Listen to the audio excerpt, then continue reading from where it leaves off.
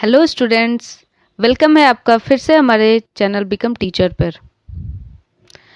जैसा कि हम लोग सारे टॉपिक को सीरियल नंबर से कवर करते आ रहे हैं। हमने पहले वर्णमाला पढ़ा और आज के वीडियो में हम लोग संधि का कॉन्सेप्ट सीखेंगे, संधि का नियम सीखेंगे कि संधि को हम लोग कैसे बनाएंगे, कैसे पहचानेंगे, संधि का विच्छेद कैसे करेंगे, है ना। आपके बिहार बीएड में संधि से हमेशा से 1 या 2 क्वेश्चन रहते हैं, तो हम देखते हैं कि संधि का जानना आपके लिए बहुत ही ज़रूरी होता है। और हम लोग ट्रिकी कॉन्सेप्ट को सीखेंगे ताकि आप लोग क्या करें कि जल्दी से जल्दी संधि के शब्दों को क्लिक कर सकें, टिक कर सकें। ठीक है, तो देखिए आज के वीडियो में हम लोग संधि का जो है कॉन्सेप्ट देखेंगे कि संधि क्या होती है, संधि का विच्छेद क्या होता है, इसके प्रकार कितने हैं और तथा इनके प्रकार में भी इनका प्रकार कितना है ना। स्वर संधि, व्यंजन संधि और विसर्ग संधि को देखेंगे। फिर स्वर संधि का जो भेद है उसको भी हम लोग सीखेंगे कि हम लोग कैसे कम समय में पहचान सकते हैं, है ना। तो स्वर संधि के 5 भेद को हम लोग देखेंगे। उसके बाद आप लोग जब सारा वीडियो देख लेंगे तो अंत में हम लोग इससे जो भी इम्पोर्टेंट एमसीक्यू हैं कि कैसे हमको एमसीक्यू बनाना है, कैसे उसको टिक करना है, उसको हम लोग क्लियर करेंगे। जैसे कि कुछ वस्तुनिष्ठ प्रश्न रहेंगे जो कि आपके परीक्षा में पूछे गए हैं या ऐसे ही प्रश्न पूछे जाते हैं, उस क्वेश्चन को हम लोग अंत में करेंगे। तो सबसे पहले हम लोग कॉन्सेप्ट को सीखेंगे, तब जाके हम लोग उसको हल करना भी सीखेंगे। तो हम बहुत सारे एमसीक्यू को भी करेंगे। चलिए सबसे पहले हम लोग कॉन्सेप्ट को सीखते हैं कि संधि जो है वो कैसे हमारी बनती है। तो हम देखेंगे संधि क्या होती है ना। संधि क्या होती है आप लोग देख सकते हैं। संधि की परिभाषा आपके सामने है कि 2 वर्णों के मेल से, है ना, 2 वर्णों के मेल से उत्पन्न होने वाले परिवर्तन को संधि कहा जाता है ना। क्या कहा जाता है? 2 वर्णों के मेल के से उत्पन्न जो भी परिवर्तन शब्द में होता है उसको ही संधि बोला जाता है। चलिए ये बात हम लोग समझ गए। फिर देखते हैं संधि में 2 शब्द या पद एक दूसरे से जुड़कर एक नए शब्द का निर्माण करते हैं, है ना। मतलब कि 2 पद आपस में जुड़ते हैं और वे जुड़कर एक नया शब्द का निर्माण करते हैं। हम इस पॉइंट को भी देख लिए। उसके बाद हमारा जो है अगला पॉइंट क्या कहता है उसको देखते हैं कि हमारा अगला पॉइंट कहता है कि पहले शब्द का अंतिम वर्ण दूसरे शब्द के पहले वर्ण से मिलकर विकार उत्पन्न करते हैं, है ना। हमारा सबसे महत्वपूर्ण ये संधि का पॉइंट हो जाता है कि क्या होता है, पहले शब्द का अंतिम वर्ण दूसरे शब्द के पहले वर्ण के साथ। इसको हम लोग स्ट्रक्चर में अगर लिखें तो देखिए हमारा कोई भी जो पद होता है तो कहता है कि जो पहला पद होता है, पहला पद का अंतिम वर्ण, है ना, अंतिम वर्ण, फिर प्लस होता है किसके साथ? दूसरे शब्द के प्रथम वर्ण के साथ, दूसरे शब्द के प्रथम वर्ण के साथ जब इनका मेल होता है तो हमारा क्या होता है, इनके ही संपर्क से संधि होती है।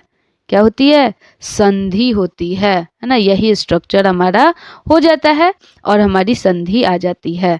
चलिए ये भी सब हम लोग सीख गए। अब उदाहरण पे हमको इसको कैसे समझाना होगा।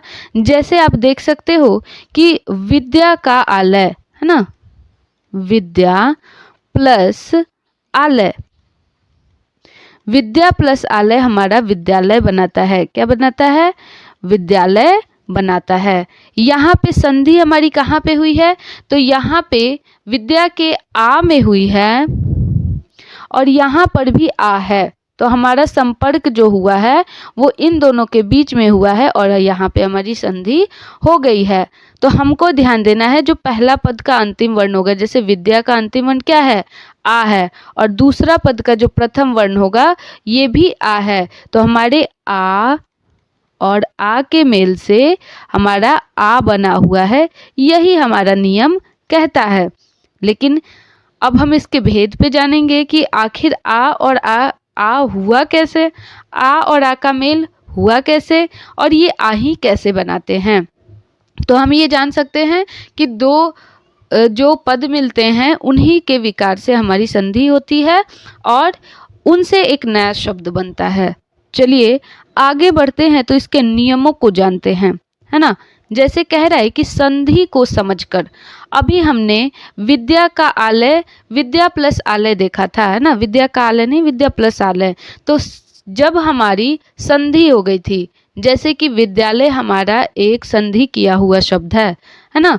वर्णों का इसमें संधि कर दिया गया है, दो शब्दों को जोड़ दिया गया है। अब क्या है कि इनको समझकर वर्णों को पृथक कर देना, है ना। अब फिर से हमने क्या किया, इसको अलग अलग कर दिया। हमने क्या किया, विद्या को अलग कर दिया और प्लस आलय को अलग कर दिया। तो ये क्या कहलाता है ना। तो ये जो है वो हमारा संधि विच्छेद कहलाता है। विच्छेद मतलब क्या होता है, अलग करना। हमने एक शब्द को अलग अलग दो पदों में विभाजित कर दिया, विद्या में और आलय में। तो ये हमारा संधि विच्छेद करना कहलाता है। चलिए आगे बढ़ते हैं तो हम देखते हैं कि अब इसका भेद जो होता है वो कैसे होता है। अब मान लीजिए आपके पास कई प्रकार के संधि का जो स्ट्रक्चर होता है, जो कि नक्शा होता है, कैसे बनता है, उनका नियम जो होता है, उसके आधार पे हम उनका जो है वर्णों के भी आधार पे, है ना, जो भी हमारे वर्ण हुए हैं, स्वर, व्यंजन, तो उनके आधार पे हम संधि को बांटते हैं। कितने भागों में, 3 भागों में, है ना। हमको कैसे पहचान में आएगा कि ये कौन सा संधि है, और हमारे एग्जाम में भी पूछता है कि संधि को पहचानिए। तो वर्णों के आधार पे संधि का कितना प्रकार किया गया है, 3 प्रकार किया गया है। याद रखेंगे, स्वर संधि, व्यंजन संधि, विसर्ग संधि, है ना। इसका स्ट्रक्चर स्वर के बाद स्वर के आने से स्वर संधि होती है ना। स्वर के बाद स्वर के आने से, यहाँ व्यंजन के बाद आपका स्वर अथवा व्यंजन आता है।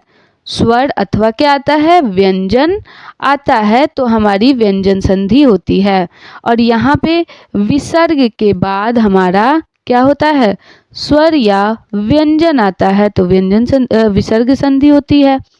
चलिए ये तो हम लोग जान गए कि अगर व्यंजन संधि है तो यहाँ पे व्यंजन रहना चाहिए, विसर्ग है तो यहाँ पे विसर्ग, और स्वर है तो यहाँ पे स्वर। लेकिन स्वरों में स्वरों का मेल सिर्फ स्वरों से होता है, इसमें व्यंजन का प्रयोग नहीं होता है। चलिए तो एक एक करके हम सारे संधि को देखते हैं। तो सबसे पहला हमारा क्या है, स्वर संधि है। आगे बढ़ेंगे हम लोग तो देखेंगे, सबसे पहले हम अपने स्वर संधि को, स्वर संधि कहता है कि दो स्वरों के मिलने से जो विकार या रूप परिवर्तन होता है ना। किसके मिलने से, दो स्वरों के मिलने से, है ना। अब कोई भी दो स्वर मिल सकते हैं, जैसे कि अ या आ का भी मेल हो सकता है ना, अ या फिर ई का भी मेल हो सकता है। तो कह रहा है कि दो स्वरों के मिलने से जो विकार या फिर क्या होता है, रूप का परिवर्तन होता है, उसे स्वर संधि कहा जाता है। ठीक है, अ या आ के मेल से हमारा आ बन जाता है, और अ या ई के मेल से हमारा क्या बन जाता है, ए बन जाता है। चलिए अब हम लोग देखेंगे कि बना कैसे बना, है ना। आखिर अ या आ के मेल से आ ही क्यों बना, और अ या ई के मेल से ए क्यों बना, या फिर ये किस संधि के भेद में आते हैं। देखिए जब भी हमारे स्वरों का मेल, दो स्वरों का मेल होता है तो दीर्घ स्वर हमारे बनते हैं। यहाँ पे उसको अच्छे समझते हैं। कह रहे हैं कि दो स्वर आपस में मिलकर एक अन्य स्वर का निर्माण करते हैं, है ना। दो स्वर क्या होते हैं, आपस में मिलते हैं और एक अन्य स्वर का निर्माण करते हैं, तथा आपस में जुड़े शब्दों में से एक तीसरे अर्थपूर्ण शब्द की उत्पत्ति करते हैं। बहुत बढ़िया, कि दो स्वर आपस में मिल जाते हैं और एक अलग स्वर बना देते हैं और एक अर्थपूर्ण शब्द की उत्पत्ति कर देते हैं। ठीक है, अब स्वर संधि में कह रहा है कि क्या होता है, स्वरों का आपसी मेल होता है, इसमें व्यंजन का कोई रोल नहीं है। जैसे कि हम देखते हैं कि अगर आप आ और आ का मेल करते हैं तो हमारा आ बनता है ना। जैसे हमने क्या किया कि अगर हम शिव प्लस आलय लिखते हैं तो हमारा मेल यहाँ पे किसका हो गया, अ का हो गया, और यहाँ पे मेल हो गया आ का, तो ये दोनों मिलके आ बना दिए। और हम देखते हैं आ प्लस आ भी आ ही होता है। तो देखिए यहाँ पे क्या हुआ है कि यहाँ पर भी आपका स्वर का मेल स्वर से ही हुआ है ना, लेकिन ये एक समान स्वर हैं और ये वही बना रहे हैं जो कि ये मिल रहे हैं, लेकिन यहाँ पे समान स्वर नहीं है, यहाँ पे अ है आ है, लेकिन फिर भी ये आ ही बना रहे, एक स्वर ही बना रहे हैं। तो आप देख पा रहे हैं कि जब भी स्वरों का मेल किसी स्वरों के साथ होगा तो वो स्वर ही बनाएंगे और इसमें व्यंजन का कोई प्रयोग नहीं होता है। तो हम शिव प्लस आलय को जब आपस में मिलाते हैं तो एक नया सार्थक शब्द शिवालय बन जाता है। क्या बन जाता है, शिवालय। देखिए अलग पद है हमारा शिव और आलय भी एक अलग पद है, लेकिन शिवालय भी हमारा इन दोनों से अलग एक तीसरा पद बन जाता है, एक तीसरा अर्थपूर्ण शब्द बन जाता है। चलिए आगे बढ़ते हैं तो देखते हैं हम कि हमारा स्वर संधि में भी अब कई प्रकार से हमारे स्वर आपस में मिलते हैं, और जब वे स्वर अन्य प्रकारों से मिलते हैं तो हमारी स्वर संधि भी बट जाती है। कितने भागों में हमारी स्वर संधि बटती है, 5 भागों में हमारी स्वर संधि बट जाती है। कौन कौन सा, तो हम देख रहे हैं कि 5 भागों में हमारी स्वर संधि बट रही है। हम एक एक करके सबको देखते हैं। पहला है आपका दीर्घ स्वर संधि, है ना। पहला क्या है, दीर्घ स्वर संधि, सबका नाम याद रखेंगे, अक्सर पूछता है। दूसरा है गुण स्वर संधि, तीसरा है वृद्धि स्वर संधि, चौथा है यड़ स्वर संधि और 5वां है अयादि स्वर संधि, है ना।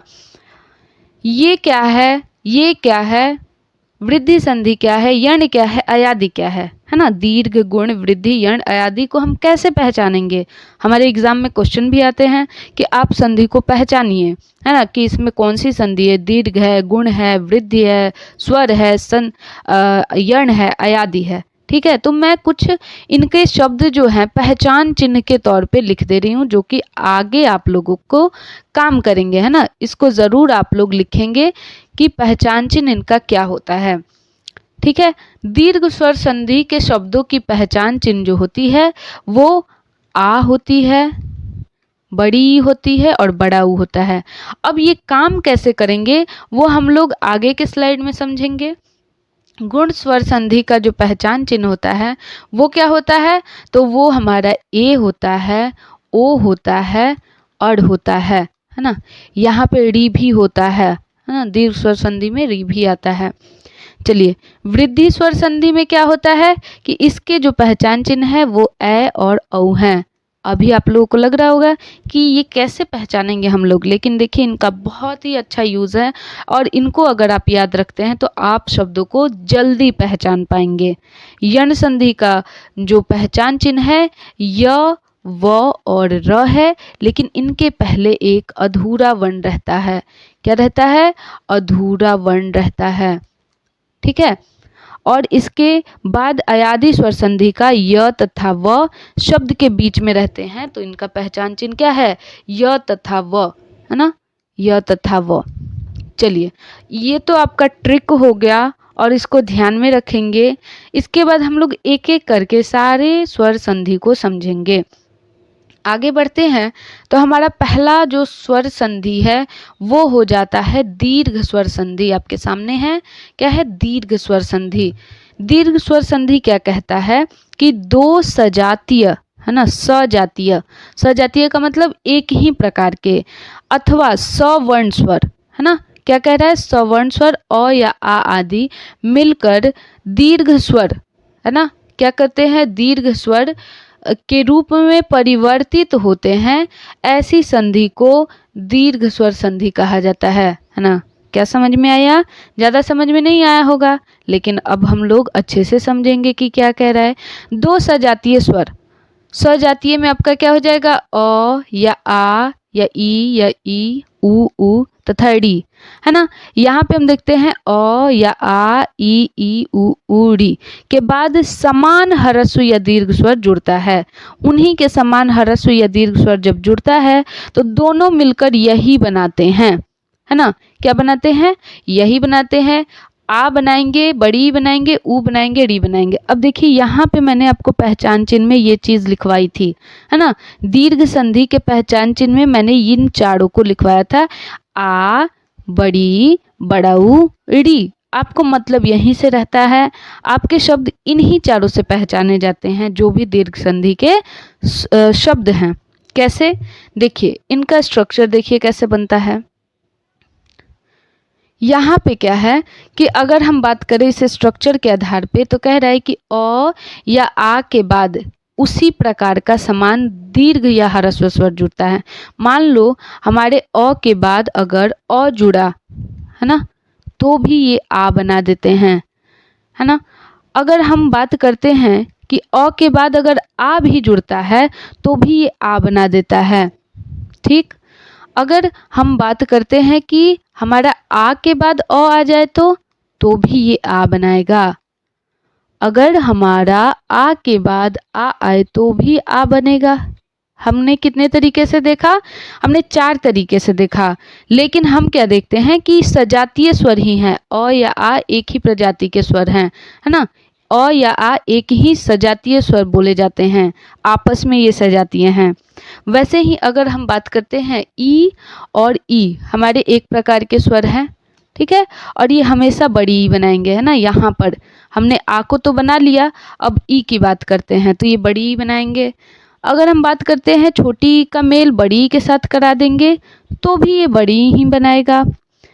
वैसे ही क्या बनाएंगे, अगर हम बड़ी ई के साथ छोटी ई को मिलाते हैं तो हमारा बड़ी ही बनता है, या फिर बड़ी ई के साथ बड़ी ई को मिलाते हैं तो हमारा ई ही बनता है। हमारे ऊ के साथ भी यही चीज़ है, हमारे री के साथ भी यही चीज़ है कि हम ऊ के साथ कुछ भी मिला दें, ऊ कर दें तो हमारा बड़ा ऊ बनेगा, या फिर हमारा बड़ा ऊ प्लस बड़ा ऊ कर दे तो भी हमारा बड़ा ऊ बनेगा, ठीक। तो ये हमारा क्या है, एक स्ट्रक्चर है कि अगर हम दो एक ही प्रकार के स्वरों को आपस में मिलाते हैं तो जो हमारा प्रोडक्ट आता है वो उसी का मेन आता है ना, वही आता है। जैसे अ या आ को आपस में मिलाएंगे तो आएगा, दोनों ई में से किसी को भी मिलाइए बड़ी ई आएगी, दोनों ऊ में से किसी को भी मिलाइए बड़ा ऊ आएगा, या फिर री के साथ री को मिलाइए तो री ही आएगा, है ना। क्या आ जाएगा, री ही आ जाएगा। चलिए आगे बढ़ते हैं तो हम इसको उदाहरण पे समझेंगे। शब्दों को क्या है, हम लोग को उदाहरण पे समझना है। देखिए जैसे आपके सामने उदाहरण है देवालय, है ना। क्या उदाहरण है, देवालय, विद्यार्थी, विद्यालय, अन्नभाव। सबसे पहले हम देखते हैं कि हमको शब्दों को पहचानना कैसे है कि ये दीर्घ स्वर संधि है ना। देखिए शब्दों को पहचानने का सबसे अच्छा तरीका है कि हम शब्दों के बीच में झांकते हैं। देखते हैं देवालय के बीच में एक स्वर है आ, है ना, एक आ की मात्रा है। विद्यार्थी के भी शब्दों के बीच में आ की मात्रा है, विद्यालय में भी सेम आ की मात्रा है, और अन्ना भाव में भी सेम आ की ही मात्रा है। शब्दों के बीच में जब हमने झांका तो हमको क्या मिला, हमको मिला आ, यहाँ पर भी मिला आ, यहाँ पर भी आ मिला, और यहाँ पर भी आ मिला। अब मैंने बताया था आपको कि अगर शब्दों के बीच में जो सबसे पहले लिखवाया दीर्घ स्वर संधि का पहचान चिन्ह, तो आ हो जाता है बड़ी ई, बड़ा ऊ, और री हो जाता है। क्या होता है, री हो जाता है। अगर ये चारों वर्ण आपको शब्दों के बीच में दिखें तो हम कह सकते हैं कि वो दीर्घ स्वर संधि का उदाहरण है। किसका है, दीर्घ स्वर संधि का। दिवालय में आ, विद्यार्थी में आ, विद्यालय में आ, अन्नभाव में आ। वैसे ही यहाँ पे देखिएगा तो यहाँ पे आपको बड़ी की मात्रा दिखेगी। क्या दिखेगी, बड़ी की मात्रा। यहाँ पर भी बड़ी की मात्रा और यहाँ पर भी बड़ी की मात्रा आपको दिखाई देगी। तो हमारा ये भी दीर्घ स्वर संधि की तरफ इशारा करता है। अब हम देखते हैं भानुदय, है ना। भानुदय में भी हमारे बड़ा ऊ है, यहाँ पे स्वयं भूदय में भी क्या है, बड़ा ऊ है। तो बड़ा ऊ भी हमारा कहाँ इशारा करता है, तो हमारे दीर्घ स्वर संधि की तरफ ही इशारा करता है। तो हम शब्दों को कैसे पहचानेंगे, तो हम इसी प्रकार से पहचानेंगे। आगे अगर री की बात करते हैं तो देखिए हमारा अगला क्या शब्द है, पितृण, है ना। पितृण में हमको बीच में क्या दिखता है, हमको यहाँ पे जो दिखता है वो ड़ी की मात्रा दिखती है। किसकी मात्रा, ड़ी की मात्रा। तो हम कह सकते हैं कि ये भी दीर्घ स्वर संधि का उदाहरण है। अब देखिए, अगर हमको इनको तोड़ना होगा, है ना, अगर हम इनको बनाएंगे, इनका विच्छेद करेंगे तो कैसे करेंगे, चलिए इसको भी हम लोग सीखेंगे कि कैसे करेंगे। जैसे हमारा शब्द है, सबसे पहले हम अगर बात करें विद्यालय की, है ना, विद्यालय की बात करते हैं तो हमको बीच में तो दिखता है यहाँ पे आ की मात्रा है। अब देखिए ये आ आने का रूल जो है वो आपके दीर्घ संधि में इसका स्ट्रक्चर हमने क्या कहा था कि अगर अ या आ का मेल किससे हो जाता है, अ या आ से हो जाता है, तो वहाँ पे ये आ बनता है। ये हमारा स्ट्रक्चर था, इसी स्ट्रक्चर पे हम विद्यालय को बनाते हैं, है ना। तो यहाँ पे हमारा बीच में क्या है, विद्यालय के बीच में क्या है, आ है। अब इस आ को तोड़िए आप। देखिए जब भी संधि को तोड़ते हैं हम तो सार्थक शब्दों में तोड़ते हैं। तो हम दो तरीके से इसको तोड़ सकते हैं, या तो विद्य कर सकते हैं क्योंकि हमको अ भी मिल सकता है, आ भी मिल सकता है, या फिर हम विद्या कर सकते हैं, है ना। विद्य कर सकते हैं या फिर विद्या कर सकते हैं, प्लस कर देंगे। फिर भी उसके बाद भी हमको अ या आ में से कोई एक वर्ण चाहिए, तो हमारा क्या हो जाता है, अ हो जाता है। तो हम क्या कर सकते हैं, अलय कर सकते हैं, है ना, क्योंकि हमको इसको बनाना है। और फिर हम क्या कर सकते हैं, या तो आ से शब्द की शुरुआत कर सकते हैं, आलय कर सकते हैं। हमेशा संधि में क्या किया जाता है कि सार्थक शब्दों का ही प्रयोग किया जाता है। तो विद्य से अच्छा आपका सार्थक शब्द विद्या हो जाता है। और अलय का मतलब नहीं निकलता, आलय का मतलब निवास स्थान होता है, घर होता है। तो हमारा जो सार्थकता के हिसाब से हमारा ये स्ट्रक्चर सही हो जाता है। क्या हो जाता है, विद्या प्लस आलय हमारा सही स्ट्रक्चर हो जाता है। चलिए अगर हम दूसरे उदाहरण की बात करते हैं तो हमारा दूसरा उदाहरण, जैसे कि आपके सामने शब्द आ जाएगा कपीश, है ना, कपीस, ई वाला शब्द आ जाएगा। चलिए कपीस को देखते हैं तो हमको बीच में क्या दिखता है, बड़ी ई की मात्रा। बड़ी ई की मात्रा के लिए हमको क्या, दो प्रकार के, एक ही प्रकार के दो सजातीय वर्णों का योग होना होता है। तो बड़ी ई आने के लिए हमने देखा था कि दोनों ई में से कोई एक ई का आप क्या करेंगे, मेल करेंगे, तो हमारा बड़ी ई आ सकता है। अब देखिए कपीस में हमको ई लाना है बीच में, तो हम क्या कर सकते हैं, तो हम या तो कपी छोटी ई की मात्रा से लिख सकते हैं, नहीं तो कपी बड़ी ई की मात्रा से लिख सकते हैं। फिर हम प्लस करेंगे, फिर हम क्या करेंगे, ईश करेंगे, या तो छोटी ई से करेंगे नहीं तो बड़ी ई से करेंगे, है ना, या फिर छोटी ई से करेंगे नहीं तो बड़ी ई से करेंगे। हम क्या देखते हैं कि हमारा जो सार्थकता के हिसाब से ये कपि शुद्ध लिखा हुआ है ना, ऐसे कपि नहीं लिखा जाता है।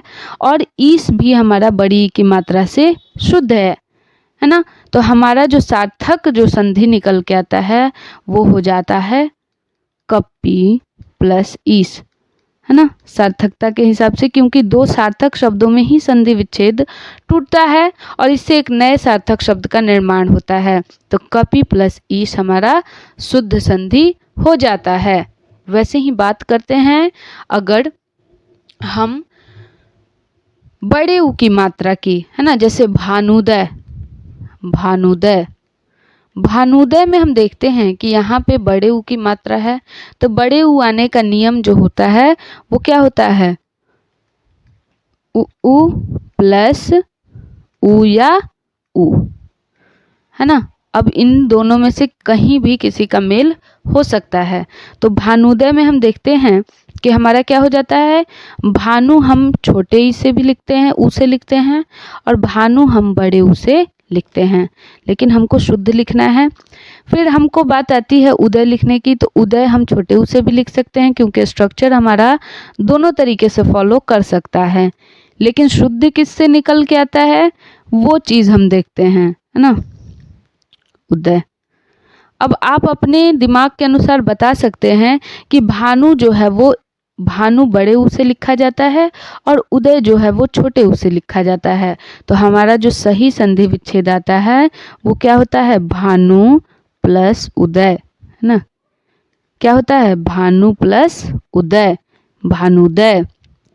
ठीक है, तो हमने दीर्घ स्वर संधि को ऐसे हल कर लिया, उनको पहचान भी लिया और उनका हल भी निकाल लिया।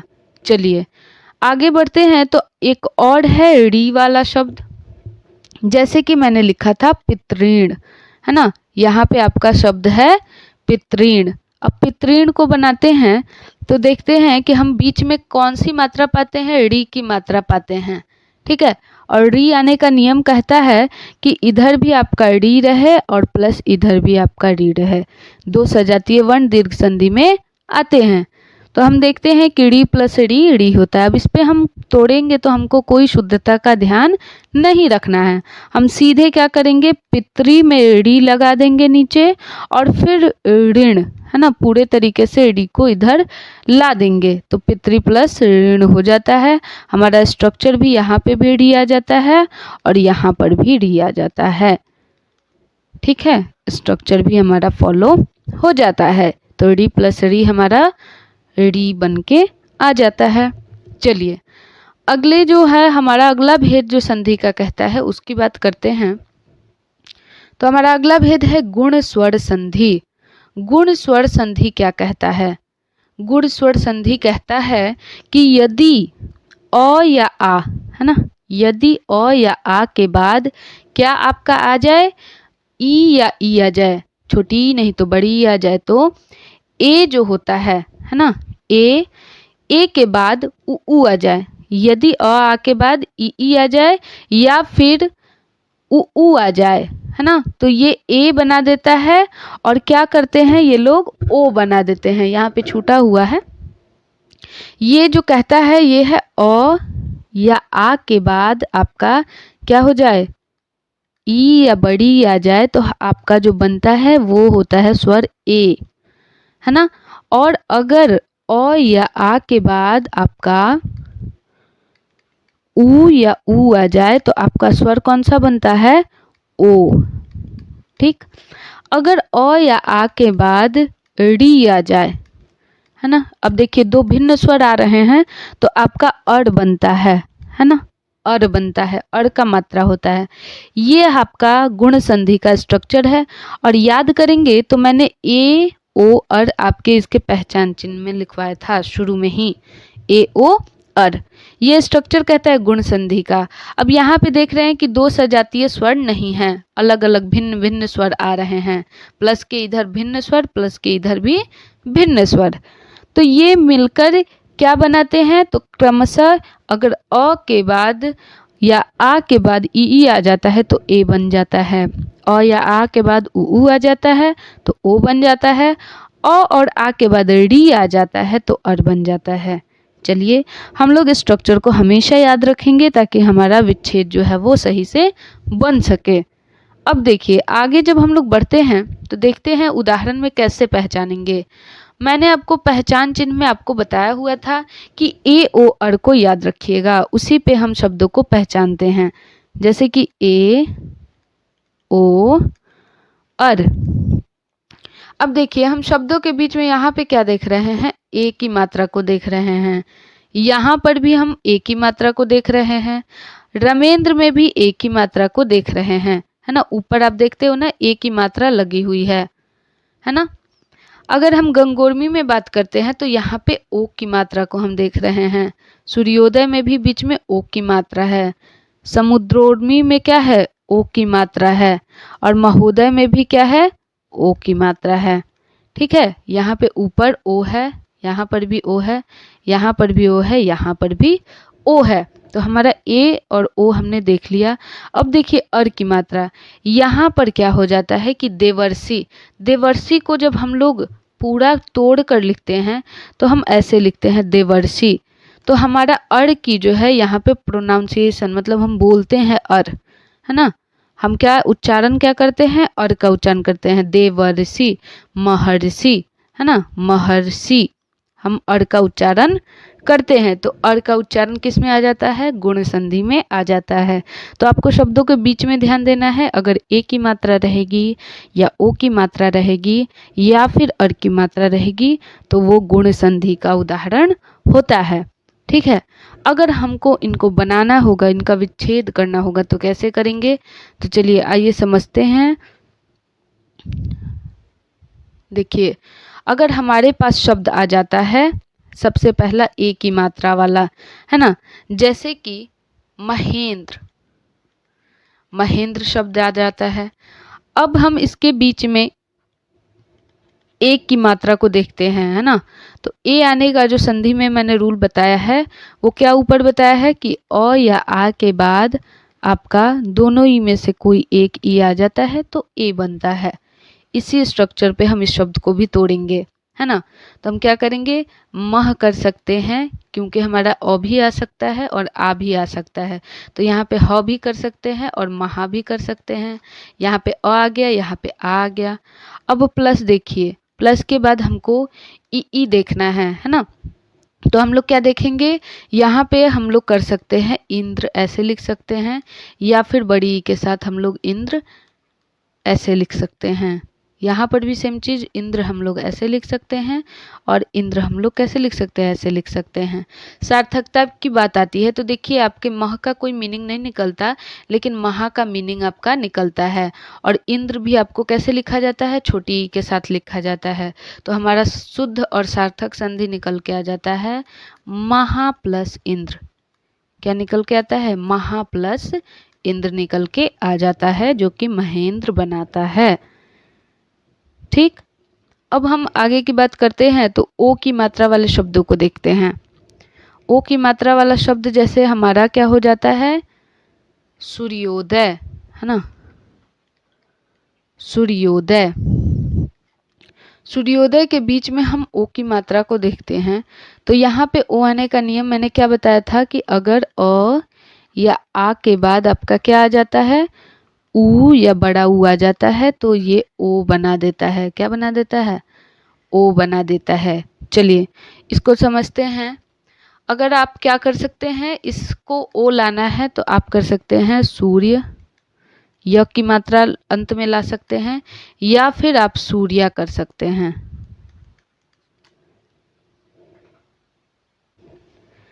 तो हम सूर्या कर लेते हैं, फिर देखते हैं कि यहाँ पे क्या हो सकता है। तो हम उदय कैसे लिखेंगे, तो फिर वही बात है कि उदय हमको या तो छोटे ऊ से नहीं तो बड़े ऊ से लिखना पड़ेगा। फिर यहाँ पर भी हम उदय वैसे ही लिखते हैं। अब हम उच्चारण पे आते हैं तो देखिए, जब हमको सूर्य पे ही हमारा एक सार्थक शब्द मिल जाता है तो हम आ की मात्रा पे नहीं ध्यान देंगे। तो हमें सूर्य पे एक सार्थक शब्द मिल गया है और उदय भी हमारा छोटे ऊ से लिखा जाता है, तो हमारा सार्थक संधि निकल के क्या आता है, सूर्य प्लस उदय। क्या निकल के आता है, सूर्य प्लस उदय हो जाता है सूर्योदय का। ठीक है, ये हमारा सही आंसर हो जाता है। चलिए फिर हम तीसरे शब्द की बात करते हैं जहाँ पे अर आता है ना, जैसे कि देवर्षि, है ना, देवर्षि। अब देवर्षि में देखिए, अगर हम इसको ऐसे लिखते हैं तो हमारा अर की मात्रा आराम से हमको समझ में आएगी कि कैसे अर का उच्चारण यहाँ पे आता है। यहाँ पे हम अर का उच्चारण करते हैं तो अर आने के लिए हमने अ या आ के बाद री को लाना होगा, है ना। क्या लाना होगा, री को लाना होगा अ या आ के बाद। चलिए अब इसी भी रूल पे हम लोग बनाते हैं तो हम लोग क्या कर सकते हैं, देव कर सकते हैं, नहीं तो फिर देवा कर सकते हैं। देव कर सकते हैं, नहीं तो देवा। और री चाहिए तो इसके बाद हमको सोचना नहीं है, हमको दोनों में री ही लिख लेंगे तो हमारा हो जाएगा, प्लस री लिख लेंगे और जो बचा शब्द है उसको वैसे ही उतार देंगे, ऋषि हो गया। अब आप लोग देख रहे हैं कि जब हमें पहले पे ही देव प्लस ऋषि एक सार्थक शब्दों का समूह मिल जाता है, सार्थक शब्दों का समूह मिलता है तो हम ये इसी को सही मानते हैं, है ना। हमको क्या जरूरत है यहाँ पे आने की, जब हमारा देव और ऋषि सही शब्द मिल गया है तो हम देव प्लस ऋषि को ही सही मानते हैं। तो देवर्षि का जो संधि विच्छेद हो जाएगा वो क्या हो जाएगा, देव प्लस ऋषि। आगे बढ़ते हैं तो तो हम देखते हैं कि हमारा तीसरा जो भेद है वृद्धि संधि, वृद्धि स्वर संधि। वृद्धि स्वर संधि क्या कहता है कि अ या आ के बाद क्या आ जाए, ए या ए आ जाए, है ना। क्या आ जाए, अ या आ के बाद ए या ए आ जाए तो ए बनता है। क्या बनता है, ए बनता है। तथा ओ या औ आ जाए तो हमारा औ बनता है। चलिए इसको लिखते हैं। इसी को हम वृद्धि स्वर संधि कहते हैं। तो स्ट्रक्चर हमारा क्या कह रहा है कि अ या आ के बाद आपका ए या ए आ जाए तो आपका ए बनता है। ठीक है। अगर अ या आ के बाद आपका ओ अथवा औ आ जाए तो आपका औ बनता है। और सबसे पहले अगर आप याद करेंगे तो मैंने इन दो शब्दों को ही वृद्धि संधि के पहचान चिन्ह पे लिखवाया था, है ना। कि आपको ध्यान कहाँ रखना है, ए तथा औ पे। ये शब्दों को पहचानने में काम करेंगे। किसके शब्दों को, तो वृद्धि स्वर संधि के शब्दों को पहचानने में आपकी मदद करेंगे। ठीक है। तो हमने स्ट्रक्चर को देख लिया, वृद्धि स्वर संधि का स्ट्रक्चर क्या होता है। अब हम लोग चलते हैं कि इसके शब्दों को कैसे पहचानेंगे और विच्छेद कैसे करेंगे। चलिए आगे बढ़ते हैं। तो देखते हैं हम लोग कि हमारा उदाहरण जो है वो कहता है शिवैश्वर्य, है ना। यहाँ पे हम बीच में क्या देखते हैं, ए की मात्रा देखते हैं। यहाँ पर भी ए की मात्रा को देखते हैं। मतैक्य में भी ए की मात्रा बीच में आती है और सदैव में भी ए की मात्रा बीच में आती है। तो हम क्या देखेंगे कि यहाँ पे आप लोग ए देख रहे हैं, ए देख रहे हैं, ए और ए। मैंने आपको शुरू में ही बताया था कि वृद्धि संधि का जो पहचान चिन्ह होता है वो शब्दों के बीच में आपको ए या औ की मात्रा को देखना होगा, है ना। क्या मात्रा होती है, ए की मात्रा ये वाली होती है और औ की मात्रा क्या होती है, ये वाली होती है ना। तो ए और औ की मात्रा को देखेंगे। यहाँ पे हमने ए की मात्रा को देखा। अब देखिए परमौ जस्वी में आप बीच में औ की मात्रा को देखते हैं, है ना। किसकी मात्रा को, तो औ की मात्रा को देखते हैं। यहाँ पर भी आप औ की मात्रा को देखते हैं। तो ये क्या हो जाएगा, हमारे वृद्धि संधि के शब्दों की तरफ ये इशारा करता है कि बीच में अगर ए तथा औ की मात्रा रहेगी तो वो कौन सा संधि हो जाएगा, वृद्धि संधि हो जाएगा। चलिए अब इन शब्दों को तोड़ते हैं। जब हम शब्दों को तोड़ते हैं तो हम देखते हैं कि यहाँ पे अगर हम बात करते हैं सदैव की, सदैव में हम बीच में क्या देखते हैं, ए की मात्रा को देखते हैं। ए की मात्रा को मैंने शुरू में लिखवाया कि अ या आ के बाद आपका ए अथवा ए आ जाए तो ए बनाते हैं। अब इसको हम लोग तोड़ सकते हैं। तो तोड़ेंगे कैसे, सेम वही प्रोसेस है, सद नहीं तो सदा कर सकते हैं। दोनों हमारा आ सकता है, प्रोसेस यही कहता है। और एव कर सकते हैं या फिर एव कर सकते हैं, है ना। एव कर सकते हैं या फिर एव कर सकते हैं। आप सार्थक खुद ही देख पा रहे हो कि हमारा सदा का मतलब निकलता है और एव का मतलब निकलता है, एव कोई शब्द नहीं होता है। तो हमारा जो ट्रू जो संधि है, सही शब्द है, वो निकल के आ जाता है सदा प्लस एव, क्योंकि सद का कोई मतलब नहीं निकलता है, न कि एव का कोई मतलब निकलता है। तो ये शब्द हमारे ऐसे ही कट जाते हैं चूंकि ये सार्थक नहीं है। तो आ जाते हैं हम सदा और एव पे, जो कि हमारी शुद्ध संधि हो जाती है। ठीक है। चलिए दूसरे शब्द की बात करते हैं। तो हमारा जैसे आ जाता है शब्द परमौषध, है ना। क्या हो जाता है, परमौषध। इसको बनाते हैं तो हम देखते हैं यहाँ पे बीच में हमको औ की मात्रा मिलती है, जो कि वृद्धि संधि की तरफ इशारा करती है। तो इसका जो स्ट्रक्चर होता है वो क्या होता है, अ या आ के बाद आपका ओ या औ आ जाए। क्या आ जाए, ओ या औ आ जाए तो हमारा ये संधि बन जाता है। चलिए अब इसको हम लोग अगर देखते हैं तो बनाते हैं तो हमारा आता है परम या फिर परमा। क्या आएगा, परम या फिर परमा प्लस। अब देखिए औषध कर सकते हैं या फिर औषध कर सकते हैं, है ना, चूंकि दोनों मात्रा को हम ले सकते हैं तो हम दोनों मात्रा को लेके चलेंगे।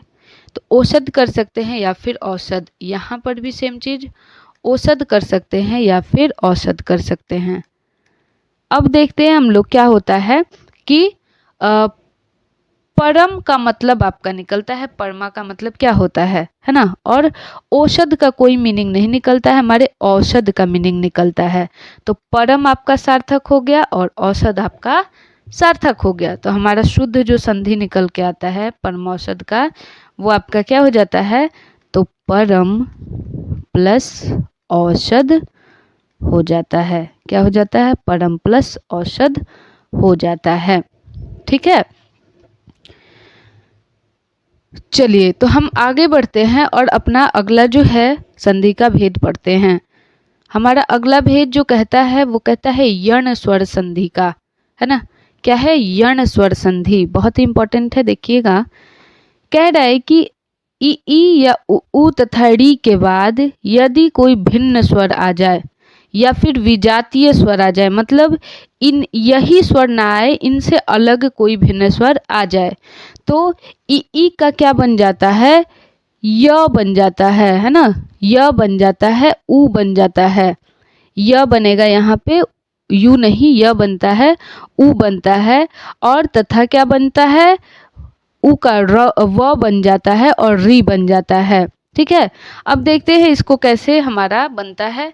जैसे कह रहा है कि अगर हमारा ई या ई के बाद कोई भिन्न स्वर आ जाए, मतलब ई को छोड़कर कोई भिन्न, इनके सजातीय नहीं रहने चाहिए, बाकी कोई भी स्वर रहना चाहिए, तो ये क्या बना देते हैं, ये दोनों मिलकर हमारा य बनाते हैं।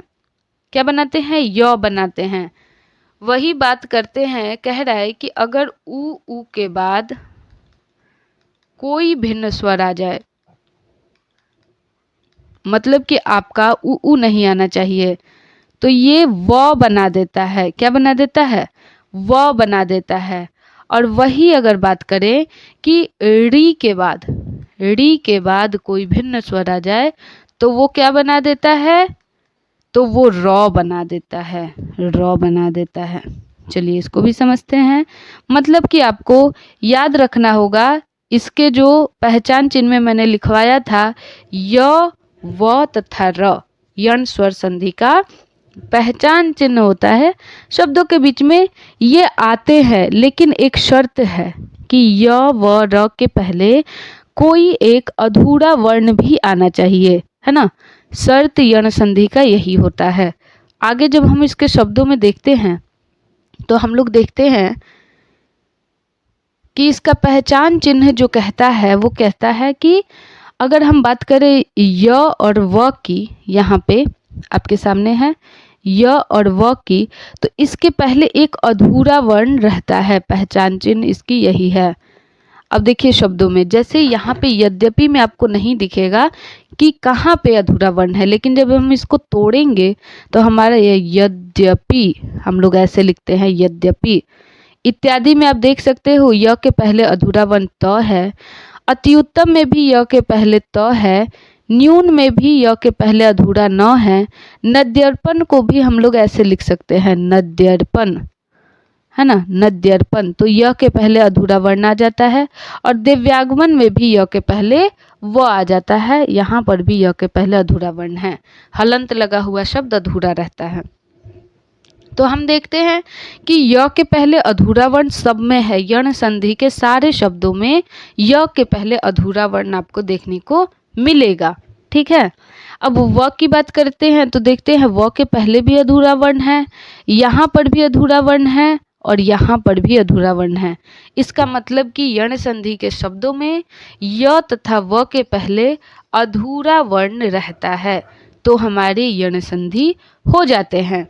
ठीक, तीसरी बात जो देखते हैं हम लोग, देखते हैं कि अगर यण संधि के शब्दों के बीच में ये त्र देखने को मिल जाए, है ना, त्र देखने को मिल जाए, तो क्या ये अधूरा वर्ण नहीं है, ये भी है। अगर हम बात करें पितृनुपत्ति की, अगर हम पूरा लिखते हैं तो हम क्या लिखेंगे, पितृ नुमति, हम ऐसे लिखेंगे त्र को, त और र को अलग कर देंगे, या फिर मात्रा नंद को हम लोग लिखेंगे मात्रा नंद, है ना। तो यहाँ पे आप देख सकते हो कि र के पहले अधूरा वर्ण त है और यहाँ पर भी र के पहले अधूरा वर्ण त है। तो हम कह सकते हैं कि यहाँ पे भी र के पहले अधूरा वर्ण है, इसका मतलब कि ये कौन सी संधि है, यण संधि का उदाहरण है।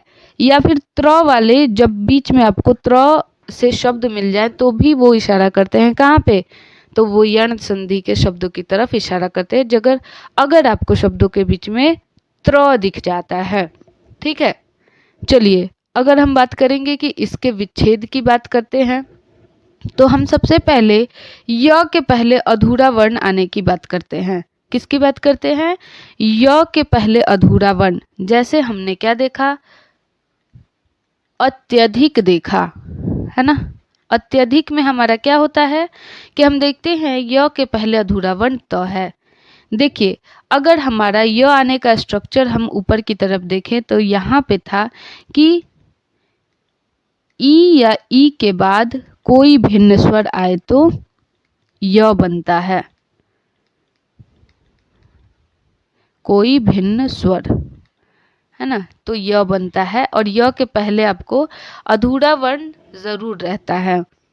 तो हम इस स्ट्रक्चर को फॉलो करते हैं, तो सबसे पहले जो अधूरा वर्ण है उसको पूरा लिख लेते हैं, है ना। त को हम लोग पूरा लिख लेंगे।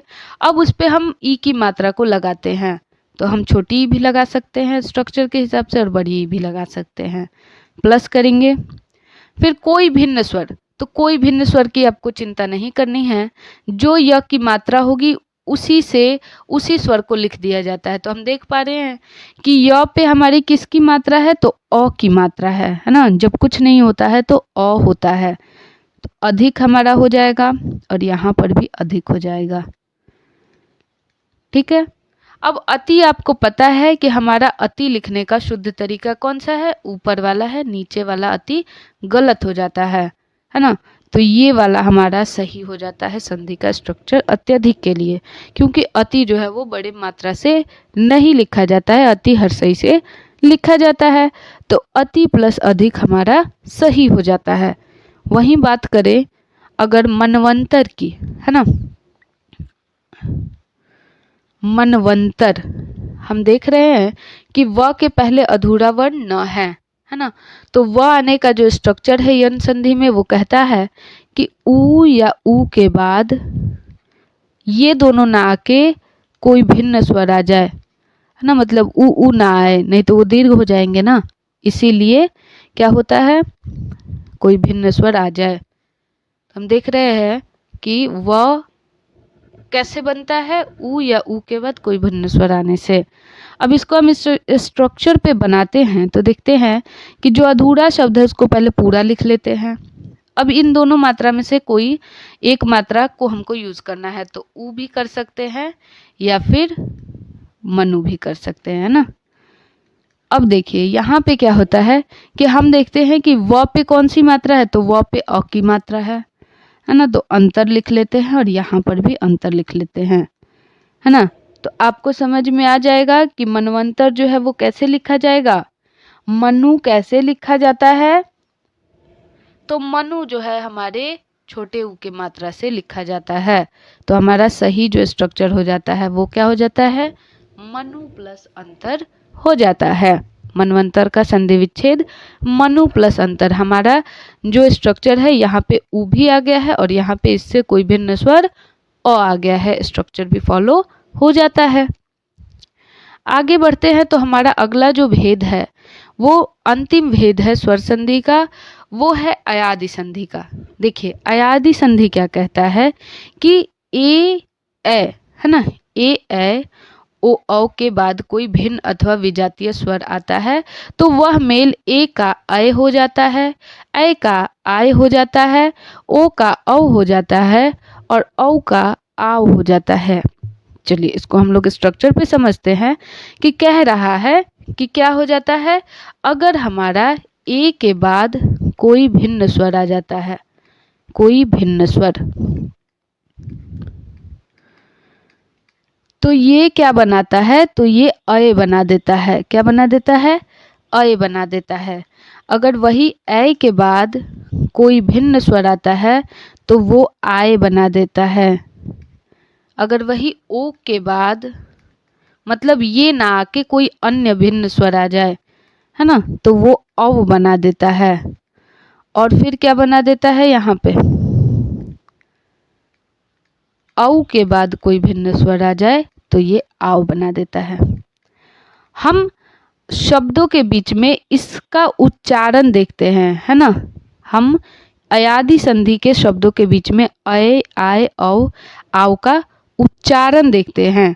और अयादि संधि के शब्दों के बीच में आपको य और व शब्द पूरे लिखे हुए मिलेंगे और इनके आगे कोई भी अधूरा वर्ण देखने को आपको नहीं मिलेगा, है ना। ज्यादातर अयादि संधि के शब्द 3 अक्षर के होते हैं। कितने के, 3 अक्षर के होते हैं। चलिए अब हम लोग शब्दों को देखेंगे। हमारा शब्द कहता है उदाहरण नयन, है ना, नयन। आप देख रहे हो कि इस अयादि संधि के शब्दों में य के पहले पूरा वर्ण है ना, पूरा वर्ण है। यहाँ पर भी य के पहले पूरा वर्ण है, यहाँ पर भी य के पहले पूरा वर्ण है और यहाँ पर भी व के पहले पूरा वर्ण है। अब अय का उच्चारण हम लोग कैसे करेंगे, देखिए यहाँ पे आप य देख रहे हैं और न पे अ की मात्रा पहले से मौजूद है तो हमारे अय का उच्चारण आ गया। यहाँ पे देख रहे हैं कि य है और य के पहले वाले वर्ण पे न पे आ की मात्रा है तो हमारा आय का उच्चारण आ गया। यहाँ पे आप देख रहे हो कि व है और व के पहले प पे अ की मात्रा है मतलब औ का उच्चारण आ गया। और यहाँ पर भी व है और व के पहले प पे आ की मात्रा है मतलब कि आव हो गया। ठीक है, अय, आय, औ, आव। अब आप यहीं पे देख लो कि अय का मैंने स्ट्रक्चर जो लिखा था वो क्या लिखा था कि आपको ए के बाद कोई भिन्न स्वर आ जाए, कोई भिन्न स्वर। तो हम यहीं पे इसको बनाकर भी देख लेते हैं कि क्या होगा। तो देखिए हमको क्या करना है, य को हमें भूल जाना है और इस न पे ए की मात्रा को चढ़ा देना है। तो न पे ए की मात्रा को हमने चढ़ा दिया और प्लस कर दिया और बाकी य को भूल जाना है, य को हमको नहीं लिखना है, इसकी मात्रा को लिखना है। य पे हमारे किस चीज़ की मात्रा है, अ की मात्रा है तो हम अ को लिखेंगे और बचा हुआ शब्द न को लिख देंगे। मतलब कि आपको अयादि संधि के शब्दों में या यण संधि के शब्दों में य व का प्रयोग नहीं करना है, विच्छेद करने में प्रयोग उनका नहीं करना है, नहीं तो गलत हो जाता है संधि। यहाँ पे देखिए आय है तो आय के लिए हमने क्या किया था, तो ऐ किया था और प्लस कोई भिन्न स्वर किया था, है ना, कोई भिन्न स्वर किया था।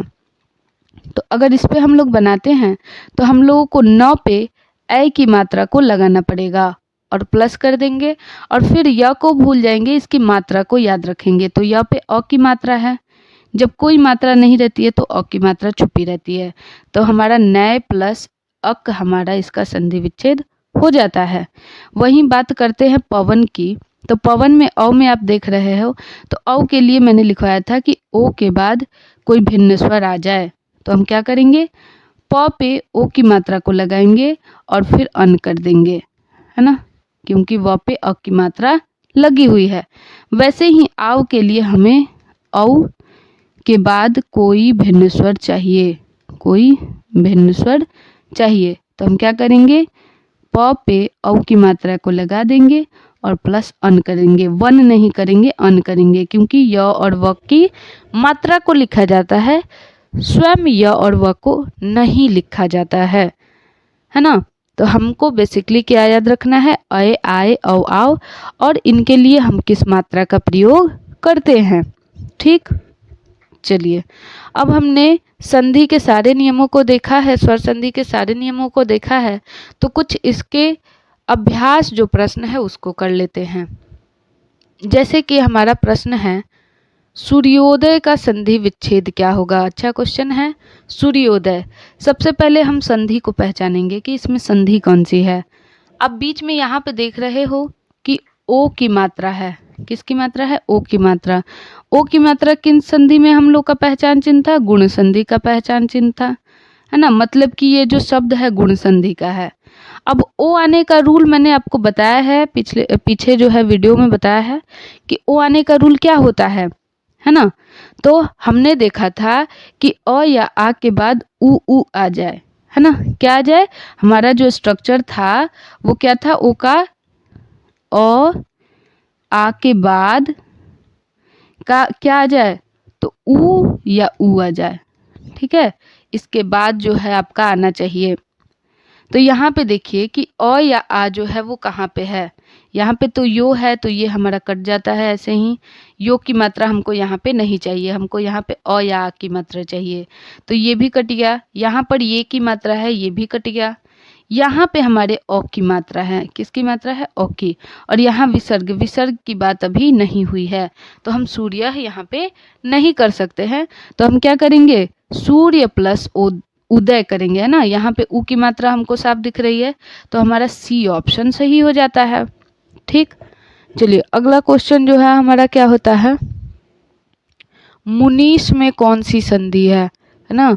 मुनीस में कौन सी संधि है, हम बीच में क्या देख रहे हैं, यहाँ पे ई की मात्रा देख रहे हैं, किसकी देख रहे हैं, ई की मात्रा। अब देखिए ये किस संधि का है, तो हमको याद है कि ये दीर्घ स्वर संधि में मैंने बताया था कि आपका जो है बीच में शब्दों के ई आता है दीर्घ संधि में, और इसका जो स्ट्रक्चर होता था वो ई के बाद ई आने से होता था। तो जैसे ही हमने बीच में बड़ी ई की मात्रा को देखा, हमको तुरंत याद आ गया कि ये तो दीर्घ संधि है, तो हम तुरंत टिक कर देंगे किसको, दीर्घ स्वर संधि को टिक कर देंगे। आगे बढ़ते हैं, तो हम देखते हैं क्वेश्चन नंबर 3 कहता है कि संधि के मुख्य भेद हैं, है ना। संधि के मुख्य भेद कितने हैं, हमने अभी देखा था कि संधि के 3 मुख्य भेद हैं, स्वर संधि, व्यंजन संधि और विसर्ग संधि। तो बी हमारा आंसर सही हो जाता है। अगला क्वेश्चन हम लोग देखते हैं, विद्याभ्यास का संधि विच्छेद क्या होगा। अच्छा क्वेश्चन है। हम लोग यहाँ पे क्या देखते हैं कि विद्याभ्यास में बीच में यहाँ पे क्या है, आ की मात्रा है, किसका है, आ की मात्रा है, और यहीं से ये संधि टूट रही है ना। यहाँ पे हम लोग ये नहीं देखेंगे कि य के पहले अधूरा वर्ण है तो ये यण संधि हो सकता है, ऐसा नहीं है, क्योंकि संधि जो है आपकी वहां से टूट नहीं सकती है, इसलिए इसको हम लोग यण संधि में नहीं रखते हैं। अब देखिए आने का जो नियम है वो कहता है कि अ या आ के बाद आपका अ या आ जाए। तो हमको यहाँ पे देखना है, तो आ आता है, यहाँ पर भी अ है, यहाँ पर भी अ है, यहाँ पर भी आ है, तो ये चारों ऑप्शन सही हो सकता है। लेकिन उसमें भी हमारा शुद्ध शब्द विद्या है, तो हम इस ऑप्शन पे ध्यान देते हैं, इसको नहीं ध्यान देंगे, और सी को ध्यान देंगे और डी को ध्यान देंगे। अब प्लस के बाद के स्ट्रक्चर की बात आ रही है, तो देखिए यहाँ पे अभ्यास लिखा हुआ है जो कि गलत शब्द है, कट गया। ठीक है, और ये तो पहले ही विद्या के लिए ही हमने काट दिया था। बात करते हैं, यहाँ पे अभ्यास हमारा सही लिखा हुआ है और यहाँ पे अभ्यास गलत लिखा हुआ है, तो हमारी शुद्ध संधि विच्छेद क्या हो जाता है, सी ऑप्शन सही हो जाता है, विद्या प्लस अभ्यास। ठीक है, आगे बढ़ते हैं हम अगले क्वेश्चन की तरफ। हमारा क्वेश्चन नंबर 5 कहता है, नायक का संधि विच्छेद क्या होगा, है ना, क्या नायक का संधि विच्छेद क्या होगा। तो हम देखिए नायक में यहाँ पे य की मात्रा है और इसके पहले नौ पे आ की मात्रा है, मतलब आय का उच्चारण आ रहा है। अभी मैंने आपको अयादि संधि में आय आने का नियम क्या बताया था कि ऐ के बाद कोई भिन्न स्वर आ जाए, ऐ के बाद कोई भिन्न स्वर, यही स्ट्रक्चर इसका होता है। अब देखिए ऐ हमारे किस ऑप्शन में है, तो यहाँ पर नहीं है तो कट जाता है, यहाँ पर भी नहीं है कट जाता है, यहाँ पर भी नहीं है कट जाता है। ऑप्शन नंबर डी में ऐ का हमारा उच्चारण मिलता है, ऐ की मात्रा मिलती है, तो सीधे सीधे हमारा डी ऑप्शन सही हो जाता है। ठीक है, तो डी ऑप्शन सही हो गया। आते हैं क्वेश्चन नंबर 6 में, वेदर्शी। वेदर्शी मैंने बताया था ना कि जहाँ पर भी अर की मात्रा आ जाए, यहाँ पर हम अर का उच्चारण कर रहे हैं, ये कौन सी संधि है, गुण संधि है ना। वेदर्शी ये कौन सी संधि हो गई, गुण संधि हो गई, तो हमारा सही आंसर क्या हो जाता है, ऑप्शन नंबर ए हो जाता है। अगले क्वेश्चन की तरफ बढ़ते हैं। क्वेश्चन नंबर 7 कहता है, निम्न में कौन स्वर संधि का भेद नहीं है। स्वर संधि का भेद अभी हम लोग पढ़े हैं, 5 होते हैं, जिनमें दीर्घ संधि आपका सही है, यण संधि सही है, गुण संधि सही है, लेकिन विसर्ग संधि जो है वो स्वर संधि का भेद नहीं है, जबकि पूरे संधि का ही भेद होता है ना, संधि का भेद होता है, ना कि स्वर संधि का। इसीलिए हमारा भेद नहीं है पूछ रहा है, तो इसीलिए ए ऑप्शन सही हो जाता है। हमारा सही ऑप्शन क्या होता है, नहीं है पूछ रहा है, इसका मतलब कि जो नहीं है वो है विसर्ग, और यही हमारा ऑप्शन सही भी हो जाता है। अगले क्वेश्चन की तरफ बढ़ते हैं। हमारा क्वेश्चन नंबर 8 कहता है प्रत्येक में कौन सी संधि है। अच्छा क्वेश्चन है, देखते ही पहचान लेंगे कि य के पहले अधूरा वर्ण त है और यहीं से हमारी संधि टूट सकती है। इसका मतलब कि ये यण संधि का उदाहरण है। अगर य के पहले पूरा वर्ण रहता तब हम अयादि कह सकते थे, लेकिन यहाँ पे क्या है, अधूरा वर्ण है, इसलिए यण संधि हो जाता है। हमारा अगला क्वेश्चन है क्वेश्चन नंबर 9, महौषधम में कौन सी संधि है ना। महौषधम में कौन सी संधि है, तो हम देखते हैं कि महौषधम में यहाँ पे क्या है, औ की मात्रा है ना, क्या है, औ की मात्रा है। अब औ की मात्रा है तो हमारा, हमने देखा था कि ये वृद्धि संधि में हमने पहचान चिन्ह में इसको देखा था, तो हमारा ऑप्शन नंबर कौन सा सही है, वृद्धि संधि, ऑप्शन नंबर बी सही हो जाता है। महौषधम जो हो जाता है वृद्धि संधि का उदाहरण हो जाता है। आगे बढ़ते हैं तो क्वेश्चन नंबर 10 और अंतिम क्वेश्चन है, भव प्लस उक किसका संधि विच्छेद है ना। बहुत ही अच्छा क्वेश्चन है, भव प्लस उक किसका संधि विच्छेद है, और इसका जवाब आप लोग देंगे कमेंट बॉक्स में, है ना। आप लोग ऑप्शन नंबर लिखेंगे कमेंट बॉक्स में कि इसका जवाब क्या होगा, ठीक है। तो संधि के हमने सारे, स्वर संधि के सारे कॉन्सेप्ट नियम को देखा और समझा और कुछ क्वेश्चन भी बनाए। तो आप लोग जब पूरा वीडियो देख लिए हैं तो वीडियो को लाइक कर देंगे और शेयर कर देंगे, साथ ही साथ इस चैनल को सब्सक्राइब कर देंगे, ताकि जो भी बिहार बीएड के लिए नए नए आपको सारे सब्जेक्ट के वीडियोस यहाँ पे आएंगे उसका नोटिफिकेशन आपको मिलता रहे। इसके लिए बेल बटन को भी दबा देंगे ताकि आपको सही समय पर नोटिफिकेशन जाए और सही समय पे आप वीडियो को देख सकें। जो भी यहाँ पे आप लोग पढ़ रहे हैं उसका पीडीएफ आपको टेलीग्राम चैनल पे मिल जाएगा। तो टेलीग्राम चैनल को यहाँ पे बिकम टीचर आप सर्च करेंगे और वहाँ पे आप उसको सब्सक्राइब कर देंगे, ठीक है। तो हमारे चैनल पे सारे सब्जेक्ट के वीडियोस आते रहेंगे, इसके लिए इस चैनल को सब्सक्राइब कर ले और बिहार बीएड की सही तरीके से आप तैयारी कर सकते हैं। चलिए मिलते हैं हम लोग अगले वीडियो में, तब तक के लिए धन्यवाद।